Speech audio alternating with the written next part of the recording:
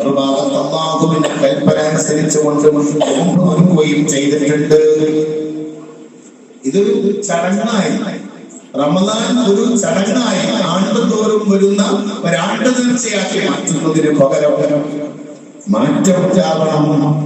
അതിന്റെ അകക്കാമ്പ്, റമദാനിന്റെ ഏറ്റവും വലിയ അകക്കാമ്പെന്ന് പറയുന്നത് ആത്മീയമായ വെളിച്ചമാണ്, ആരോഗ്യ സംരക്ഷണമാണ്. നബി പറയുന്നത് സൂമൂ തസിഹൂ, നിങ്ങൾ നോമ്പ് നോറ്റ് ആരോഗ്യവാന്മാരായി തീരണമെന്ന് അഷ്റഫുൽ ഖൽഖ് മുഹമ്മദ് മുസ്തഫ അല്ലാഹു തൗഫീഖ് ചെയ്യട്ടെ. അല്ലാഹു തൗഫീഖ് ചെയ്യട്ടെ. ആരോഗ്യം കിട്ടാനും ആത്മീയത കിട്ടാനുമാണ് അല്ലാഹു നോമ്പ് നോൽക്കാൻ വേണ്ടി കൽപ്പിച്ചിട്ടുള്ളത്. പട്ടിണി കിട്ടുന്നത്, പടച്ചറപ്പ് പട്ടിണി കിടക്കാൻ വേണ്ടി പറഞ്ഞത് റമദാൻ ശഅബാനിന്റെ അവസാനത്തിൽ മുത്തുനബി പ്രസംഗിച്ച പ്രഭാഷണത്തിൽ പുണ്യനബി സൂചിപ്പിച്ച ഒരു കാര്യമുണ്ട്. ഇതാ നിങ്ങൾ ക്ഷമയുള്ളവരാണ്, നിങ്ങൾ നോമ്പുകാരാണ്, നോമ്പുകാരൻ ക്ഷമയുള്ളവരാണ്, ക്ഷമ ഈമാനിന്റെ പകുതിയാണ്, ക്ഷമിക്കുന്നവർക്ക് സ്വർഗമുണ്ടെന്ന് അഷ്റഫുൽ ഖൽഖ് ത്വാഹാ റസൂലുള്ളാഹി. ഒരു ചേച്ചി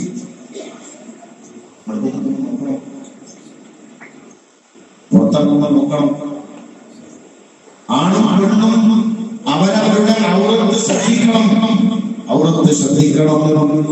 നാവ് കൊണ്ട് പറയുന്ന ഓരോ വാക്കുകളും ഉണ്ണിൽ പറഞ്ഞില്ലേ.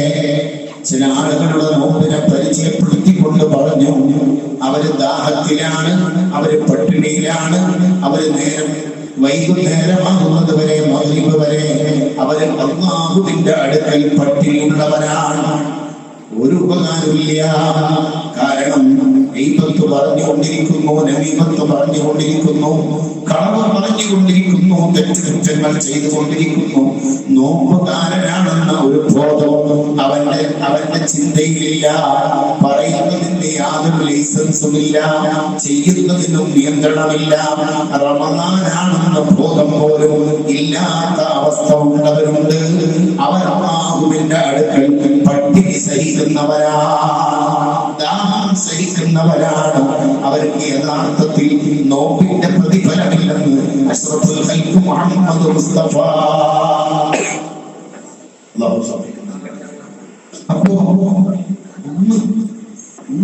നല്ലോണം ഒന്ന് ശ്രദ്ധിച്ചിട്ട് അടുത്ത കൊല്ലത്തെ റമദാൻ കിട്ടുമോ, ഈ കൊല്ലത്തെ റമദാൻ തന്നെ പൂർത്തിയാക്കാൻ പറ്റുമോ, എന്തായിരിക്കും അവസ്ഥ?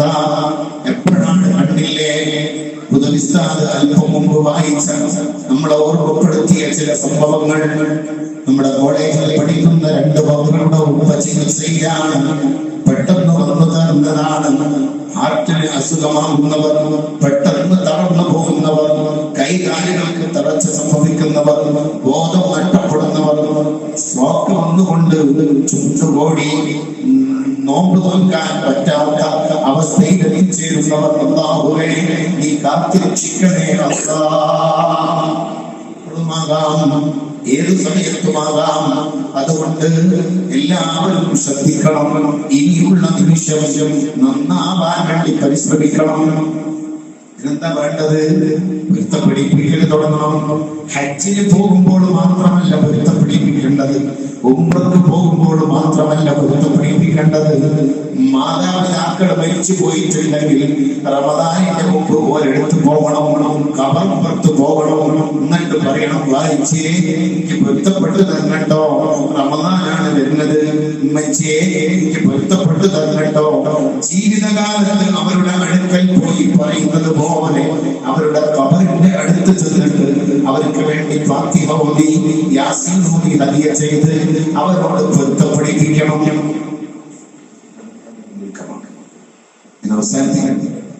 പറയുന്നില്ല, ജീവിച്ചിപ്പോഴും അന്നെടുത്ത് പോകണം, ഒന്നെടുത്ത് പോകണം. മക്കളോട് പൊരുത്തപ്പെടിപ്പിക്കണം, ഭാര്യയോട് പൊരുത്തപ്പെടിപ്പിക്കണം, മൂത്ത മോനോട് പൊരുത്തപ്പെടിപ്പിക്കണം, ചെറിയ കുട്ടികളോട് പൊരുത്തപ്പെടിപ്പിക്കണം.